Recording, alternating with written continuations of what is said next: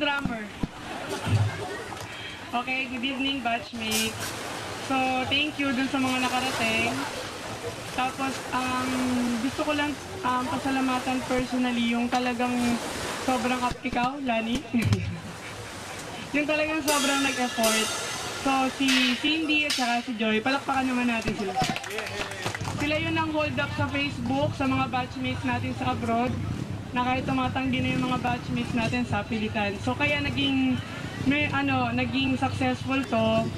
Kaya lang hindi namin nagawa na maging free yung t-shirt kasi masyado talagang mabigat yun sa budget. So, siguro hopefully after 5 years, free na yung t-shirt natin. Yun na yung ipaprioritize.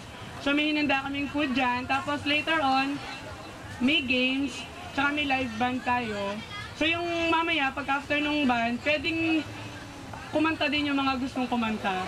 Okay? Si Joanne kakanta.